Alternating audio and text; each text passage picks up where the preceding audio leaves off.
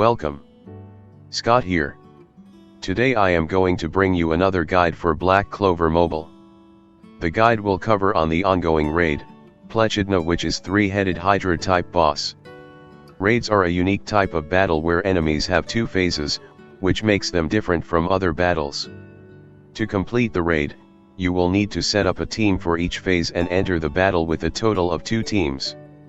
Upon completing a raid, you will receive rewards such as raid coins, which can be exchanged for various items at the raid exchange center.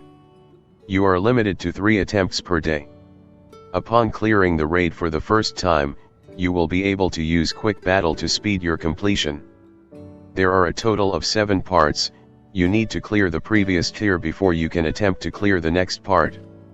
The boss HP pool and difficulty will increase as you proceed to the higher difficulty stages. For the last part, the boss has 1,000,000 HP on its first phase and 850,000 HP for its second phase.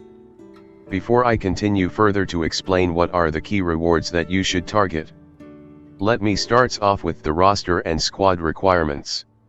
Generally, you need to have 8 units for the raid, so you need to have a balanced roster of attackers, defender, supporter, debuffer, and healer mages. For the first phase, the fight features damage over time debuffs or HP poison mechanics, while in the second phase, the boss will hit harder when your HP is lower. So bringing healers are essential to complete this raid event. Healer units like Season 2 Charmy, Season 1 Mimosa and Kohano are good to use here. If you don't have the luck to get them, budget options like SR Mimosa, SR Charmy and SR Teresa are good viable options as well.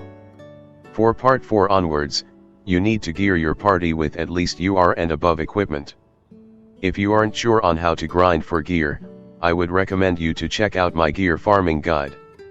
As a benchmark, to clear Part 4 and Part 5, you need to have 8 members with some talents and probably mostly UR and LR gear. To clear Part 6 and 7, you need to have units with almost max talents. Depend on your roster, you should target on which stage you should clear that is within your limit of your roster. For example, my F2P account is unable to clear stage 6 and 7, so I primarily focus on the stage 5 to grind enough raid coins so that I can get the key rewards. On the screen you can see a table on the rewards and the number of raid coins you need for each reward. I have highlighted the key rewards in blue. The main prize of the event is the SSR Skill Enhancement Page for a cost of 500 raid coins. This item allows you to enhance your skill pages. Do not use this on Julius skill page. My suggestion is that you save it for future units.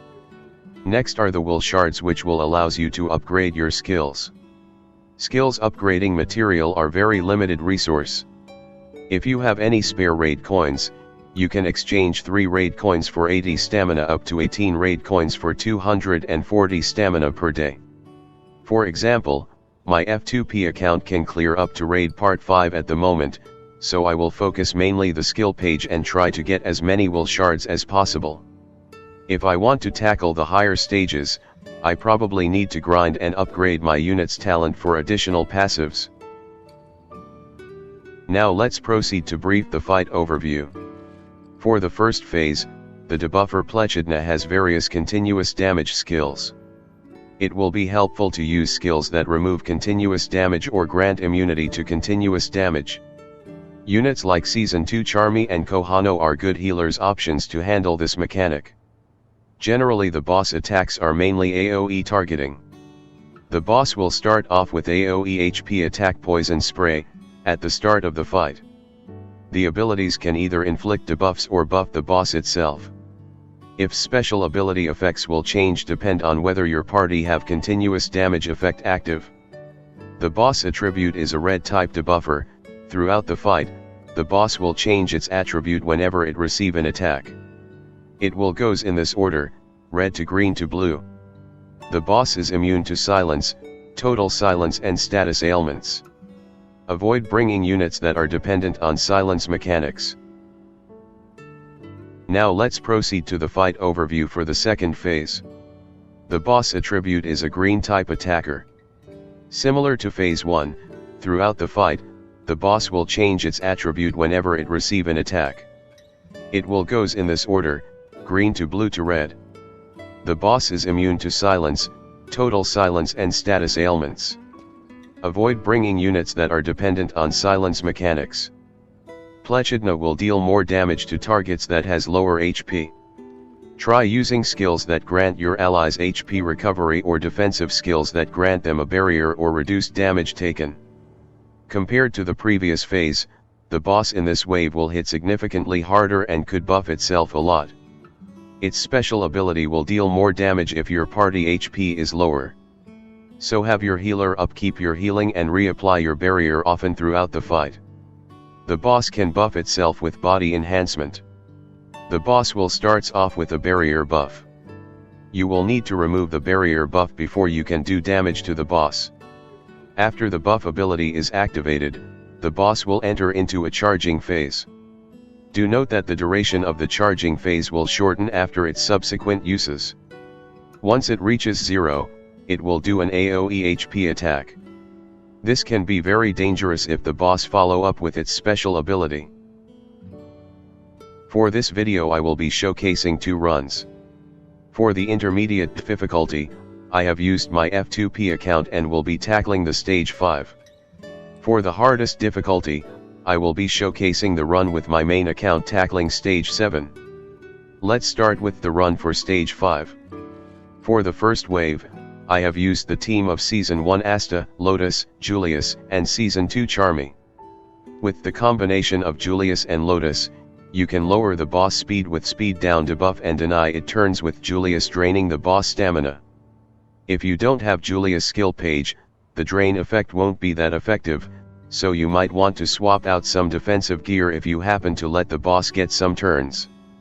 For the strategy, there are no replacement for Lotus and Julius. You can also use Charlotte here instead of Lotus, but it won't be that effective compared to this combo. For the healer role, you can replace Season 2 Charmy with Kohano or SR Charmy. Continuous healers are the ultimate counter units against continuous damage mechanic.